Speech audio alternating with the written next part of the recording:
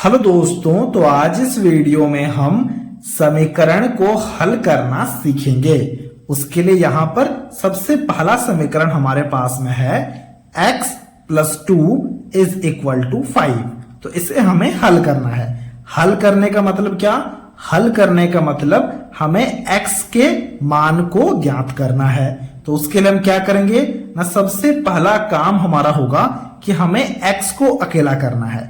यहां पर है x प्लस 2, तो हम क्या करेंगे ना, इस 2 को इधर भेज देंगे। ठीक है, तो उसके लिए हम अगले स्टेप में जाते हैं। तो अगले स्टेप में जाने के लिए हमें ये करना पड़ेगा। ये एक चिन्ह है जिसे हम कहते हैं इंप्लाइज दैट। तो ये हमें देना होगा जब भी हम अगले स्टेप में जाते हैं। तो अगले स्टेप में जाएंगे और x को हम यहां पर अकेला रखेंगे और बाकी x के साथ जो भी है उसे बराबर के उधर भेज देंगे। तो हम यहां पर बराबर का चिन्ह देंगे। यहां पर है 5, तो हमने यहां पर भी लिखा 5। ठीक है, फिर देखो 2 है तो 2 को उधर भेजना है, तो 2 को हमने यहां पर इधर भेज दिया। लेकिन यहां पर एक ट्विस्ट है, जब हम 2 को इधर भेजेंगे ना, 2 तो आ जाएगा, लेकिन अगर आप प्लस को इधर भेजना चाहोगे बराबर के अगले तरफ, तो वो नहीं जाएगा। उसे आप तभी भेज सकते हो जब इस प्लस को आप बदल करके माइनस बना दो। या फिर आप इसे ऐसा भी समझ सकते हो कि प्लस को जब हम बराबर के उधर भेजेंगे तो वो माइनस बन जाएगा। देख पा रहे हो, देखो 2 आके इधर बैठ गया और 2 के पहले प्लस था तो प्लस नहीं आया, ये बदल के माइनस हो गया, तो यहां पर माइनस आ गया। ठीक है, अब हम क्या करेंगे, अब हमारा देखो x तो अकेला हो चुका है यहां पर। ठीक है, तो हम यहां पर x के लिए x ही लिखेंगे। अब आप इन्हें घटाओ, 5 से 2 अगर घटाओगे तो क्या आएगा, 5 से अगर आप 2 घटाओगे तो आएगा 3। तो ये आ गया x बराबर 3। ये हो गया है हमारा आंसर सबसे पहले समीकरण का, यानी कि हमने यहां पर x के मान को निकाल लिया है। देख पा रहे हो कितना आसान है, बहुत ही ज्यादा आसान है। इसी प्रकार से अगले सवाल को देखना। अगले सवाल में दिया गया है y minus 4 is equal to 3। तो यहां पर भी हमें समीकरण को हल करना है, मतलब यहां पर हमें y के मान को निकालना है। ठीक है, कैसे निकालेंगे ना, y को हमें अकेला करना होगा। तो उसके लिए अगले स्टेप में जाते हैं और अगले स्टेप में जाने के लिए ये हम चिन्ह जरूर लगाते हैं। इसका मतलब होता है इंप्लाइज दैट, या फिर आप इसके अलावा ये और भी लिख सकते हो। ये दोनों के दोनों सही है। ठीक है, अच्छा चलो, अब हमने यहाँ पर y लिखा, y को अकेला करना है तो हमने y बराबर दे दिया। फिर देखो यहाँ पर 3 है तो हमने यहाँ पर 3 लिखा।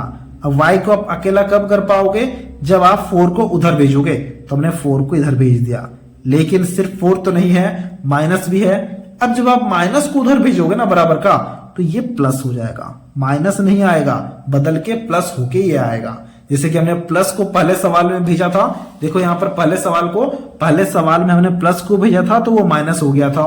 वैसे ही दूसरे सवाल में जब हम माइनस को भेजेंगे ना तो ये प्लस होके आएगा। यही है इसका ट्रिक, बस हमें इसी को समझना होता है। ठीक है, तो अब देखो अगले स्टेप में हम क्या करेंगे, हमने यही चिन्ह लगाया, implies that y is equal to, अब देखो 3 प्लस 4 है, इन दोनों को जोड़ो तो ये हो जाएगा 7। y इज इक्वल टू 7 हो गया हमारा दूसरे समीकरण का आंसर, यानी कि ये आ गया y का मान। देख पा रहे हो कितना आसान है, बहुत ज्यादा आसान है। इसी प्रकार से अगले सवाल को देखना। अगले सवाल में है 3n is equal to 6।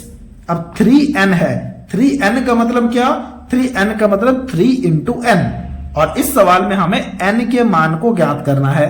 3 into n है ना, तो इसके लिए हमें यहां पर भी n को अकेला करना होगा। तो हमने सिर्फ और सिर्फ यहां पर n लिखा। बराबर है तो बराबर दिया हमने, 6 है तो हमने 6 दिया। अब देखो 3 इंटू n है ना, मतलब क्या, 3 इंटू n ऐसा है। 3 चलो इधर आ गया, 3 को हमने भेज दिया। अब ये इंटू भी तो आएगा, यानी कि ये जो गुणा का चिन्ह है ये भी तो आएगा। तो गुणा का चिन्ह अब की बार भागा बन के आ जाएगा, यानी कि भाग बन के आ जाएगा।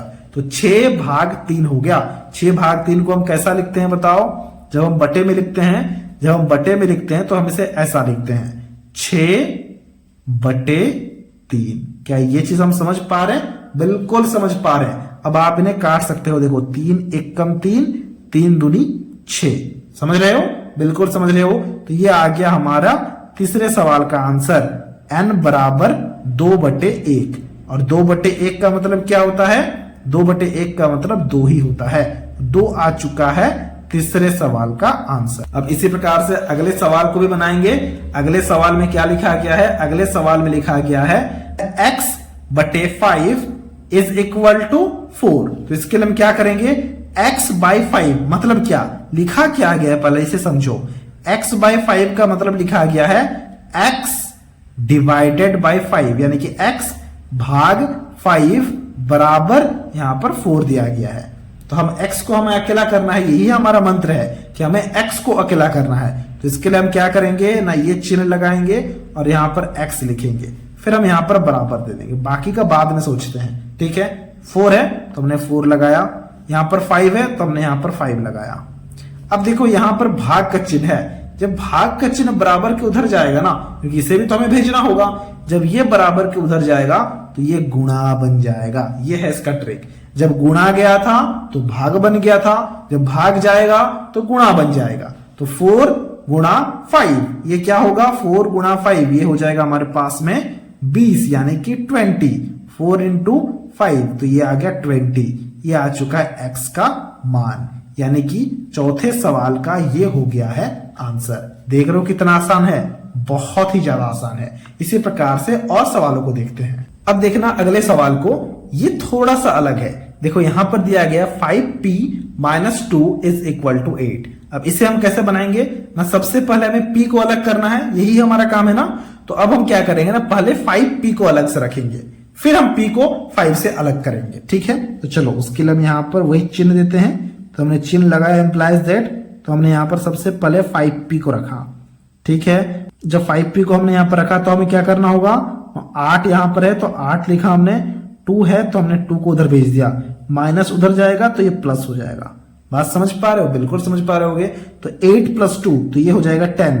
तो यहां पर आ चुका है हमारे पास 5p इज इक्वल टू 10। देख पा रहे हो? और इसी तरह का सवाल अभी अभी हमने एक बनाया है जो कि हमारा सवाल नंबर 3 था। सवाल नंबर 3 को देखो, यहां पर 3n इज इक्वल टू 6 था, वैसे ही हमें यहां पर भी बनाना है। देखो क्या करेंगे ना, यहां पर हम 5 को उधर भेज देंगे तो क्या हो जाएगा, 5 इंटू p है तो 5 यहां पर आके भाग हो जाएगा। तो हम यहां पर अब की बार डायरेक्ट लिखेंगे, तो हमने यहां पर लिखा p is equal to 10 by 5, क्योंकि हमें पता है यहां पर गुणा दिया गया है, इधर आ गया भाग हो गया।